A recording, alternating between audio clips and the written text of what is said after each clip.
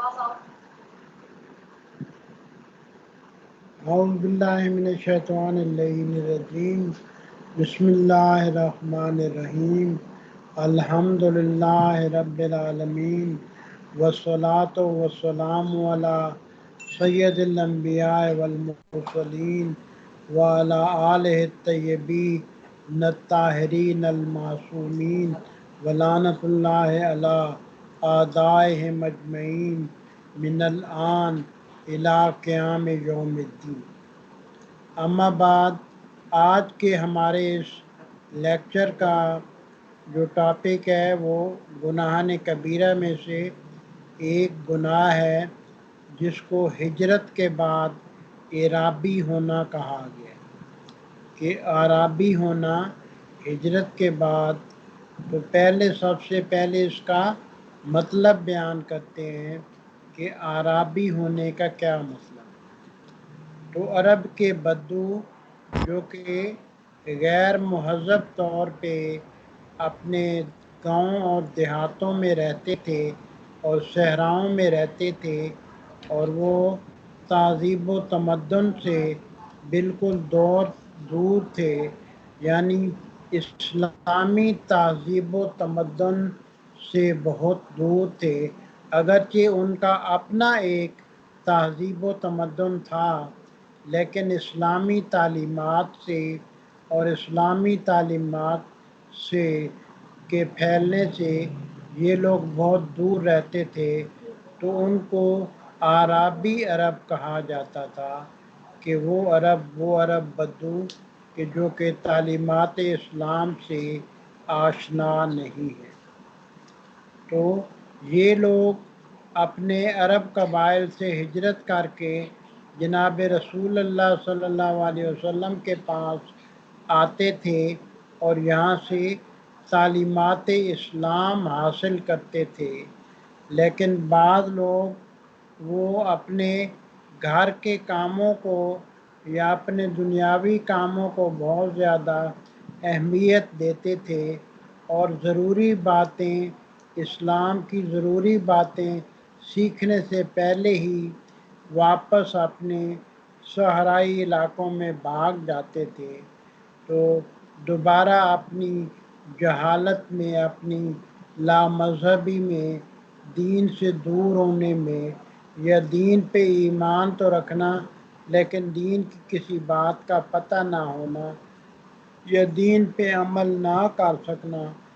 تو اس حالت کی زندگی کی طرف دوبارہ پلٹ جاتے تھے۔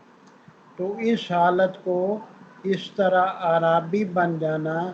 کہ اسلام کی طرف ہجرت کر کے پھر دوبارہ جہالت کے تہذیب و تمدن، غیر اسلامی تہذیب و تمدن کی طرف چلے جانا، کی طرف ہجرت کر جانا، اس کو تعرب بعد الہجرت کہا جاتا ہے، اور یہ گناہان کبیرہ میں سے۔ چنانچہ اصول کافی میں گناہان کبیرہ کے باب میں ابن محبوب کی صحیح حدیث سے نقل کیا گیا ہے کہ انہوں نے اپنے خط میں امام موسیٰ بن جعفر علیہ السلام سے گناہان کبیرہ کے بارے میں پوچھا، تو آپ نے اس کے جواب میں ہجرت کے بعد اعرابی ہونے کو گناہ کبیرہ میں شمار کیا۔ اس کے علاوہ محمد بن مسلم حضرت جعفر صادق علیہ السلام سے روایت کرتے ہیں کہ حضرت نے اسلام کی طرف ہجرت کے بعد اعرابی ہونے کی ہجرت کو گناہان کبیرہ میں شمار کیا ہے،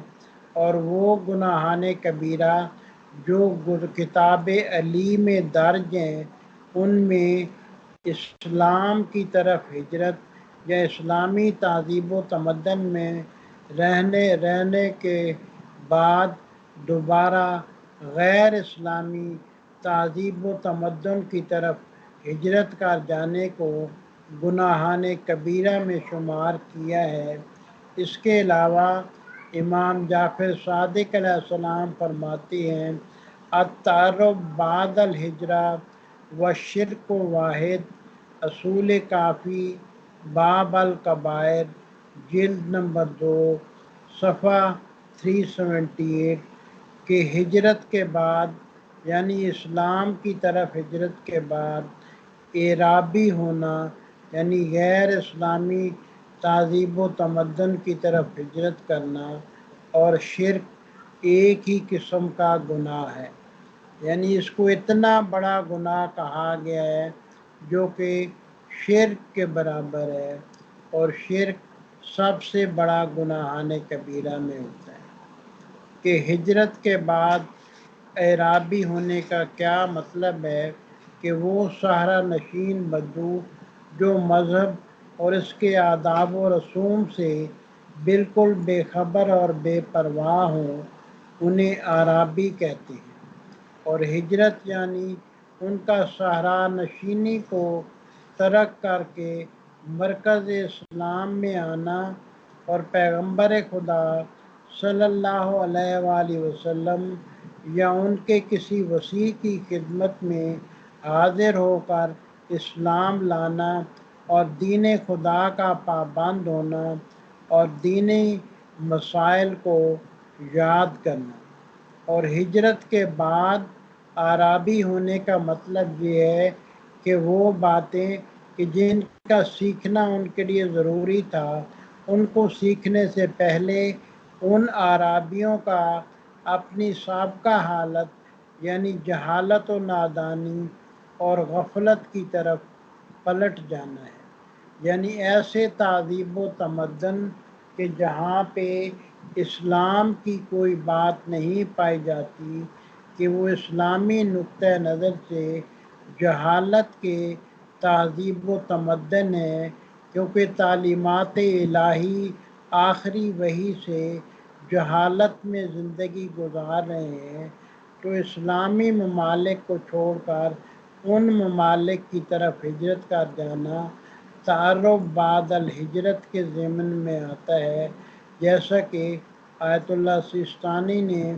اپنی ویب سائٹ پہ پورا ایک آرٹیکل اس مضمون پہ وہ لکھا ہے اور موجود ہے۔ آغاز اسلام میں وہ امور دینی کہ جن کا یاد کرنا ضروری تھا ان کے لیے رسول خدا صلی اللہ علیہ وآلہ کی طرف ہجرت کرنا واجب تھا، اور ایسی صورت میں جب کہ مسلمان کافروں کے علاقے میں رہتے ہوئے اپنے اسلامی آداب و رسوم کی ادائیگی نہ کر سکتے ہوں، مثلاً نہ نماز پڑھ سکتے ہوں، نہ ماہ رمضان کے روزے رکھ سکتے ہوں، اور نہ ہی امر بالمعروف اور نہی عن المنکر کر سکتے ہوں، اور نہ ہی دوسرے احکام دین انجام دے سکتے ہوں، تو اس کا وہاں پر رہنا حرام ہے، یعنی کافروں کے ممالک میں وہ جو غیر مسلمان ممالک ہیں کہ جہاں پہ آپ اسلام کے احکام یعنی امر بالمعروف اور نہی عن المنکر نہیں کر سکتے، اور آپ کو بہت سی غیر شرعی باتوں کا سامنا کرنا پڑتا ہے، اور آپ کے بچے عقائد اسلامی سے دور ہو جاتے ہیں، تو ایسے علاقوں میں مسلمانوں کا رہنا حرام ہے۔ تم ہجرت کیوں نہیں کرتے؟ تفسیر منہاج الصادقین میں لکھا ہے کہ مسلمانوں میں سے کچھ لوگ مثلاً قیس بن جلید اور انہی کی طرح کے دوسرے افراد جو بظاہر تو مسلمان تھے اور لا الہ الا اللہ پڑھتے تھے، لیکن انہوں نے قدرت رکھتے ہوئے مکہ سے مدینہ کی طرف ہجرت نہیں کی، یعنی جب سب مسلمانوں نے رسول اللہ صلی اللہ علیہ وسلم کے اتباع میں مکہ سے مدینہ میں ہجرت کی، تو ایک گروہ ایسا تھا جنہوں نے ہجرت نہیں کی، اور جب سرداران قریش رسول خدا صلی اللہ علیہ وسلم سے جنگ کے ارادے سے بدر کی طرف بڑھے تو یہ بھی ان کے ہمراہ تھے اور مسلمانوں کے ہاتھوں مارے گئے، تو اس موقع پر خداوند عالم نے ان کے بارے میں یہ آیت نازل کی، ان الذین توفاہم الملائکہ، بے شک وہ لوگ کہ جن کی روح فرشتوں نے اس وقت قبض کی جبکہ وہ دارالحرب میں پڑے اپنی جانوں پر ظلم کر رہے تھے، تو فرشتے قبض روح کے بعد حیرت سے کہتے تھے تم کس حالت غفلت میں تھے؟ تو وہ معذرت کے بعد کہتے تھے کہ ہم روئے زمین میں بے بس تھے۔ تو فرشتے کہتے تھے کہ کیا خدا کی ایسی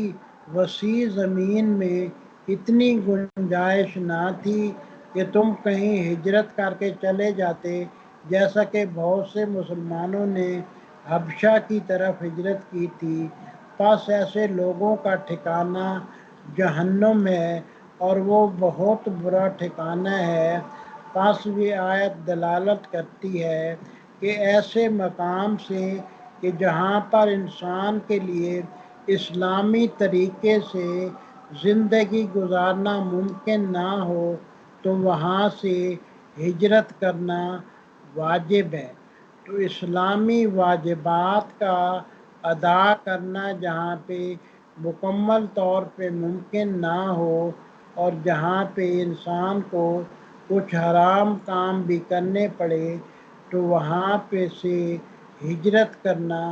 واجب ہے، اور ہجرت نہ کرنے والے کے ذمے گناہ ہے اور عذاب کا وعدہ ہے، سوائے ان عورتوں اور بچوں اور ضعیف لوگوں کے کہ جو اتنے کمزور ہیں کہ وہ وہاں سے ہجرت نہیں کر سکتے۔ حضرت رسول خدا صلی اللہ علیہ وآلہ وسلم سے مروی ہے تفسیر منہاج الصادقین میں، جو کوئی اپنے دین کی خاطر ایک سرزمین سے دوسری سرزمین کی طرف ہجرت کرے، خواہ یہ ہجرت ایک بالشت برابر ہو، تو خداوند عالم اس کے لیے بہشت واجب کر دیتا ہے،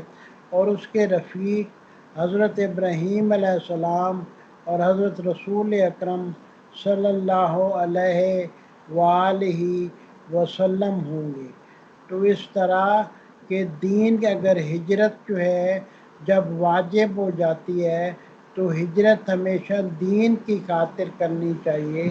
تاکہ اپنی دینی تعلیمات کو، اپنی دینی اعمال کو زندہ رکھا جا سکے اور انہیں عمل میں لایا جا سکے، اور ایک نیک انسان کے طور پہ ایک نیک معاشرے میں زندگی گزاری جا سکے۔ سورہ نساء کی آیت نمبر 100 میں آتا ہے، مگر وہ مرد، عورتیں اور بچے جو اس قدر بے بس ہیں کہ نہ تو دارالحرب سے نکلنے کی کوئی تدبیر کر سکتے ہیں اور نہ ہی ان کو اپنی رہائی کی کوئی راہ دکھائی دیتی ہے، تو امید ہے کہ خدا ایسے لوگوں سے درگزر کرے گا، اور خدا تو بہت بڑا معاف کرنے والا اور بخشنے والا ہے۔ کہ اکرمہ سے روایت ہے کہ مکہ کے بہت سے لوگ مشرف و اسلام ہوئے تھے، مگر وہ ہجرت کرنے کی استطاعت نہیں رکھتے تھے، اور جب نہ کرنے والوں کی تنبیہ کے لیے آیت نازل ہوئی اور ان لوگوں تک پہنچی تو جندہ بن زمرہ نے اپنے بیٹوں سے کہا، اگرچہ میں بوڑھا اور بیمار ہوں لیکن میں ان بے بس و عاجز لوگوں میں سے نہیں ہوں کہ جنہیں خدا نے ہجرت سے مستثنیٰ قرار دیا ہے۔ ابھی مجھ میں شقت باقی ہے اور میں مدینے کا راستہ بھی جانتا ہوں۔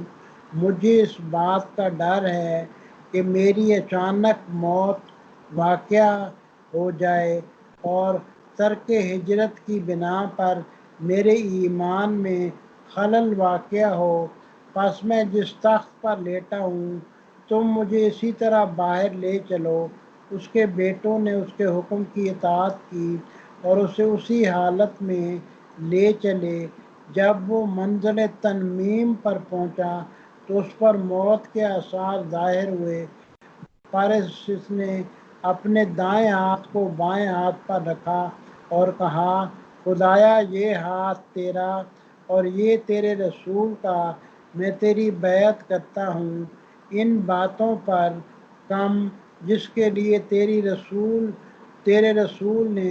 تیری بیعت کی۔ اور اس کے بعد اس کی روح پرواز کر گئی، اور جب اس کے مرنے کی خبر مدینہ پہنچی تو بعض صحابہ نے کہا کہ اگر جندہ مدینہ پہنچ جاتا تو اس کے لیے بہتر ہوتا، لیکن کیونکہ اسے ہجرت کرنے کا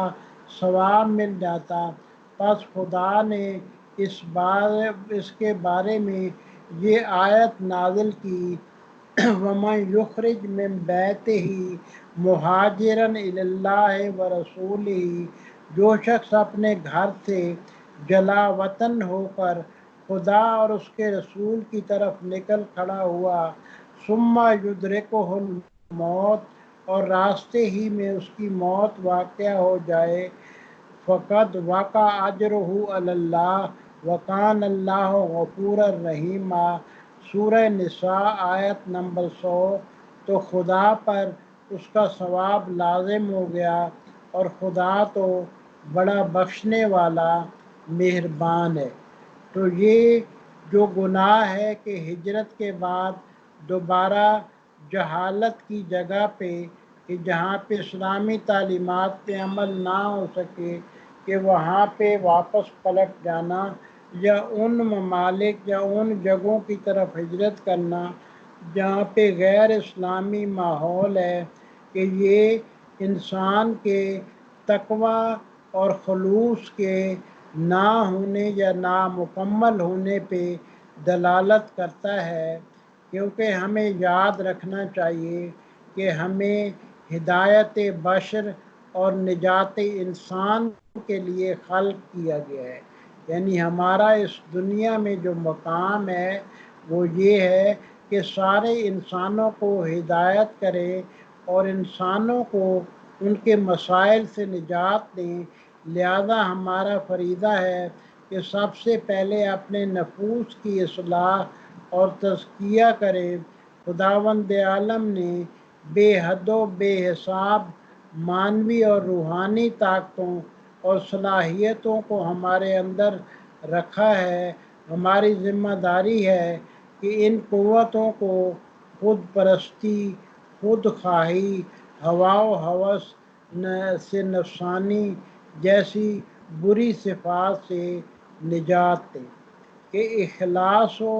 ایثار ہی ہر اسلامی تبدیلی اور انقلاب کے موجد ہیں، کہ اسلامی تبدیلی یا اسلامی انقلاب اس تبدیلی کا نام ہے کہ جو ساری دنیا کو ہلا کر رکھ دیتا ہے۔ مشرق سے لے کے مغرب تک ہر زبان پر ایک ہی لفظ ہوتا ہے کہ اسلام کی انقلابی طاقت، کہ یہ سب کس نے کیا، کہ یہ انقلاب کون لاتا ہے، کہ کوئی قوم یہ دعویٰ نہیں کر سکتی کہ میں یہ تبدیلی یا انقلاب لا سکتا ہوں۔ یہ انقلاب صرف اور صرف الہی انقلاب ہوتا ہے، یہ تبدیلی صرف اور صرف الہی تبدیلی ہوتی ہے، اور اس کا لانے والا اور موجد بھی خداوند عالم ہے۔ یہی وجہ ہے کہ کوئی بھی فرد کہ اس انقلاب یا تبدیلی کو اپنی طرف منسوب نہیں کر سکتا، حتیٰ کہ امام خمینی بھی اپنی تمام تر عظمتوں اور بے نظیر قربانیوں کے باوجود اپنے انقلاب کو اپنی طرف منسوب نہیں کرتے تھے۔ ہمیشہ یہی کہا کرتے تھے کہ یہ انقلاب عوام کی مخلصانہ اور مجاہدانہ کوششوں کا نتیجہ ہے، کہ اگر تجزیہ کریں تو یہی نتیجہ نکلتا ہے کہ عوام کے لیے صرف الہی ذریعے اور وسیلے فراہم ہوتے ہیں، ورنہ اسلامی محرک کہ اصل اسلامی محرک خداوند متعال کی ذات ہے، کیونکہ عوام اپنی مخلصانہ اور فی سبیل اللہ اقدامات کی وجہ سے مرضی الہی اور عنایت خداوندی حاصل کر لیتے ہیں، اور یہ عام لوگوں کا خلوص ہوتا ہے، جس کی بنیاد پر خداوند عالم پورے معاشرے پہ اپنی رحمتیں اور برکتیں نازل فرماتا ہے کہ ارادہ اور ایمان ہر طرح کے اسلحہ اور طاقت پر غالب ہوتے ہیں۔ کہ آپ مختلف مسلمان قوموں کی مومنوں کی مثال سے دیکھ لیں کہ انسان کا ارادہ اور ایمان دنیا کے ہر مادی اسلحے اور طاقت پر غالب ہے، کہ یہی نوجوان ہوتے ہیں کہ جنہوں نے کہ دشمن کو سرحدوں تک آ جانے والی فوجوں کو کھدیڑ کر اپنی حدود سے باہر کر دیا ہے، اور یہی وہ عوام ہیں جنہوں نے بڑی بڑی طاقتوں کو اپنے ممالک سے باہر نکال پھینکا ہے، جو اپنے ناپاک ارادوں کی وجہ سے دوسرے ملکوں میں داخل ہو گئی تھی۔ کہ مثال کے طور پہ لبنانی عوام نے یہ کام اسلحوں اور مادی قوتوں اور طاقت کے بل بوتے پہ نہیں کیا تھا، بلکہ یہ لوگ مادی اسلحے کے لحاظ سے تو بالکل تہی دست تھے، بلکہ صرف اور صرف ایمانی طاقت کے دم پر ہی انجام دیا تھا کہ یہ ایک ایسی قوت و طاقت ہے جو ایک مختصر سی اور مظلوم قوم کو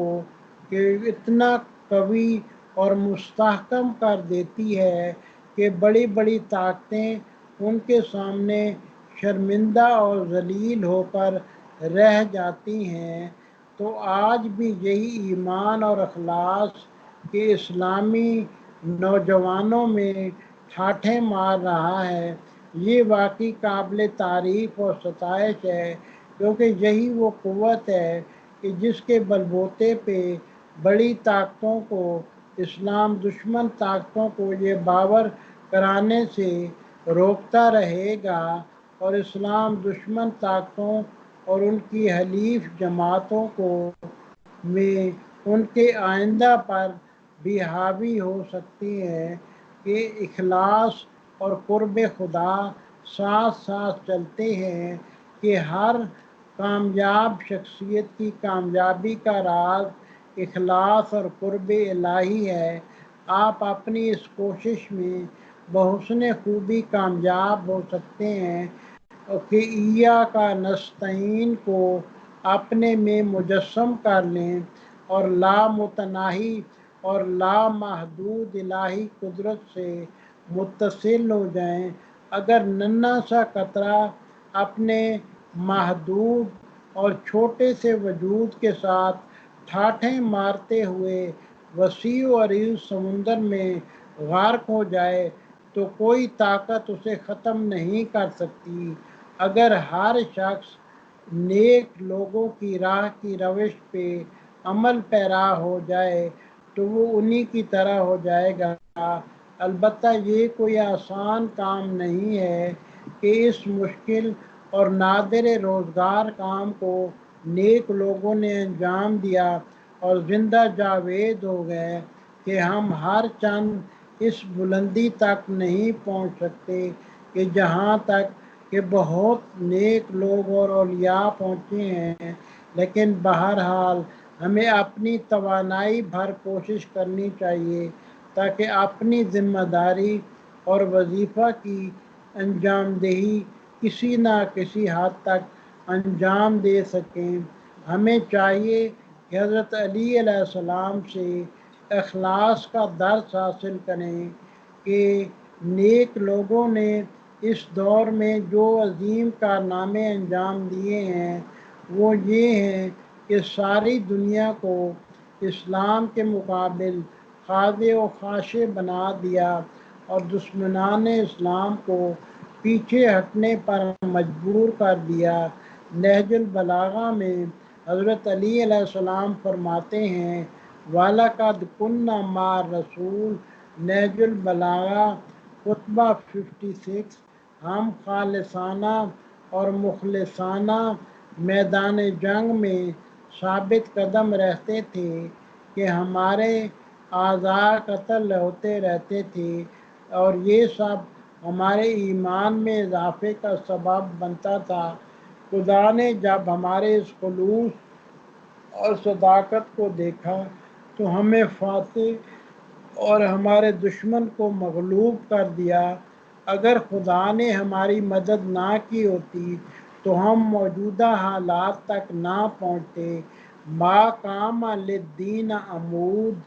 دین کا ایک بھی ستون قائم نہ رہ پاتا،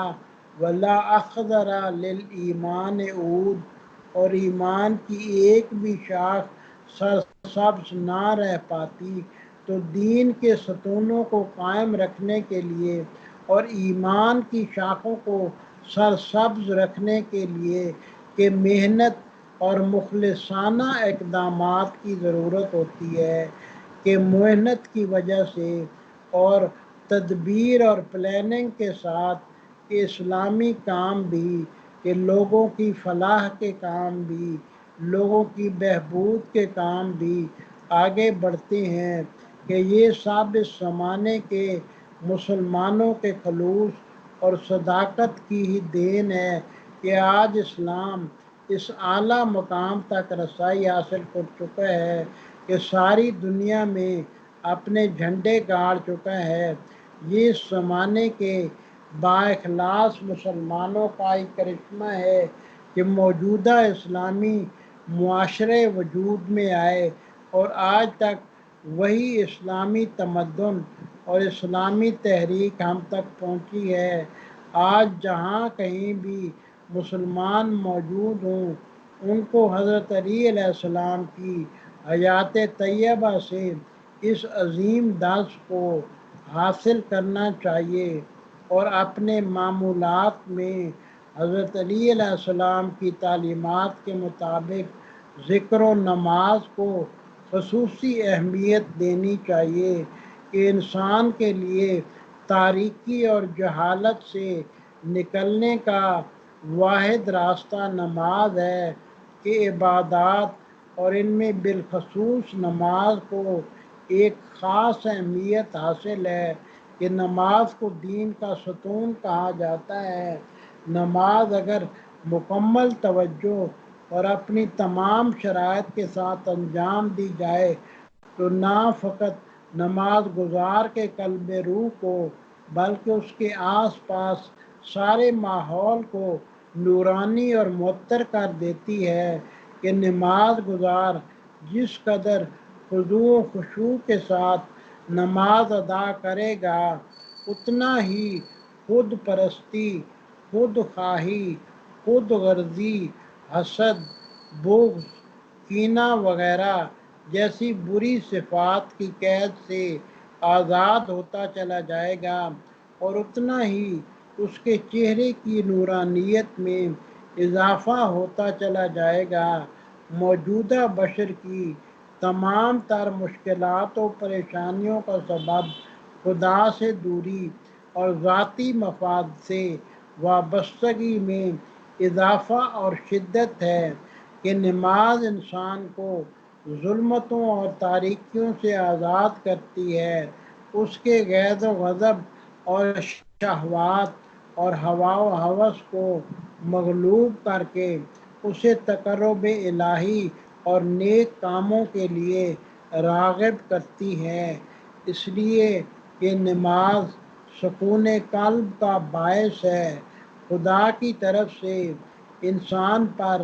عائد کردہ وظائف اور عبادات میں سے نماز کو قرآن کریم نے سر فہرست قرار دیا ہے۔ الذین مکنہم فی الارض اقاموا الصلاۃ، وہ لوگ کہ جنہیں زمین میں تمکنت عطا کی جاتی ہے تو وہ نماز قائم کرتے ہیں۔ اگر نماز میں سے اہداف نظام اسلامی کی مہک نہ آ رہی ہوتی تو ایک اہم مقام نہ رکھتی اور اس کے متعدد و مختلف بنیادی فائدے نہ ہوتے تو قطعاً اسلام میں نماز سے متعلق اس حد تک تاکیدات موجود نہ ہوتی۔ حقیقت یہ ہے کہ نماز اپنی تمام افادیت اور فوائد کے ساتھ فقط ایک شخصی وظیفہ نہیں ہے، بلکہ یہ فرد کے ساتھ ساتھ سارے معاشرے کو رشد اور ارتقاء بخشنے میں ایک اہم رول ادا کرتی ہے۔ تمام واجبات میں جس قدر تاکید اس واجب کے لیے کی گئی ہے وہ بے مثال ہے۔ حتیٰ والدین پر واجب ہے کہ اپنے بچوں کو بچپنے سے ہی نماز سے آشنا و مانوس کریں تاکہ یہ تمام تاکید صرف اور صرف نماز کے اس لیے ہے کہ نماز فرد کے ساتھ ساتھ سارے معاشرے کو اس قابل بناتی ہے کہ معاشرہ دوسرے تمام وظائف کا بار بھی اپنے کاندھوں پر اٹھا سکے۔ ان تمام پہلوؤں کے پیش نظر نماز کو اعلیٰ ترین عمل فرض کرنا چاہیے اور صدائے حی علی خیر العمل کو ایک حکمت آمیز صدا تصور کرنا چاہیے۔ والحمد للہ رب العالمین۔ اللہم صلی علی محمد و آل محمد۔